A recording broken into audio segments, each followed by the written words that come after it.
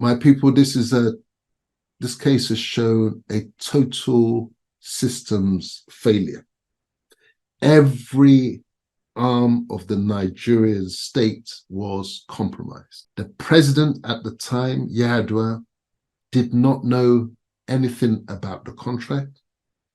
The person who was in charge of public procurement for contracts of this magnitude, according to Segun Adeniyi, did not know about it. The public did not know about it because it wasn't publicized when the contract was entered into. We, the public, would never have known because the secrecy rules for commercial arbitration had provided, if it had run its normal course, that it would all have been done and dusted in private. When you read the case, you'll see how every department of state, every arm of government was compromised along the way. P&ID, the briefcase company that had no office, no employees, not even a website. The fellow, the director of it, he started making his money where? It was contracts with the Nigerian police force, similarly inflated. The army also, he had contracts, or they had contracts with the army, similarly inflated. A state governor, the River State governor at the time, was the one that had allocated land to P&ID, which P&ID never ultimately paid for. Attorney generals, former attorney generals were involved in this scandalous exercise, this whole saga. In-house legal team. You may have heard in the press that the woman in question died just, was it the other day or last week or so? She was the one who was their principal conduit for the bribery. So even the external legal advisors ended up with a cloud over them in terms of what was going on. That's advice letters, which were supposed to be confidential, were ending up with the enemy camp. And then we had the international arbitration system itself that casually allowed this company to be awarded $6 billion for contracts that never got off the ground.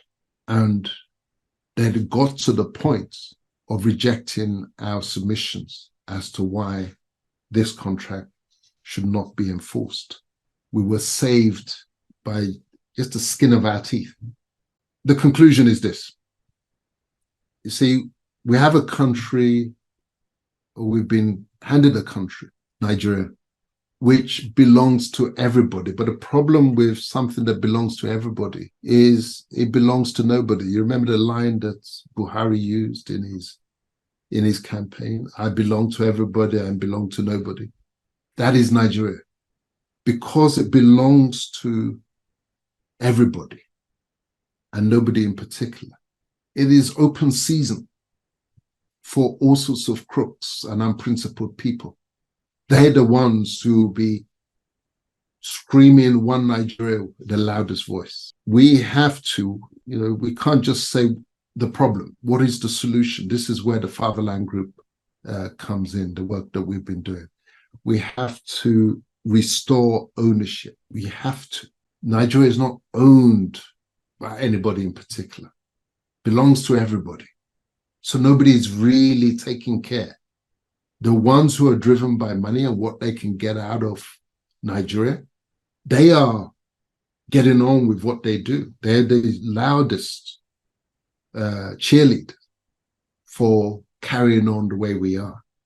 But those who are genuinely concerned for the interests of their people, they will understand that we need ownership. And what Fatherland has recommended is not the breakup of Nigeria. We're not secessionists, but we believe that we have the brain power to remold and remodel the union in a way that will give ownership to each ethnic group while sharing the Nigerian skin. That's what we called the Orange Union. The skin wraps us all, but each segment belongs to an ethnic group, as we were before Nigeria was constructed over us. So Nigeria remains, but within that, ownership, because it's from ownership that you get accountability. Where you have this massive structure that belongs to nobody, the crooks, they see us from a mile off. They know how to play one against the other. How do you have a contract like this, $6 billion US? And the president at the time, according to Segun Adeniyi, did not know about it. It tells you that there's a deep state in operation filling that vacuum because we don't have ownership. If this had been the resources of a particular ethnic group, and any member of that ethnic group had misconducted themselves in any of the ways that the evidence in this case has brought to light, you know what would happen to those ones. They will know what would happen. So we've been helped by this case. We have to give thanks. It is a turning point as far as Nigeria is concerned. A highly significant case. If the international arbitration system is under review because of this P&ID case, arbitration lawyers across the globe, and it's a global industry, will be reading this case as a point of reference. We've got to fix up, because the lawyers who are reading those cases, they will be the heads of legal departments in the kind of companies that we're trying to attract investment from. And this case has exposed so much.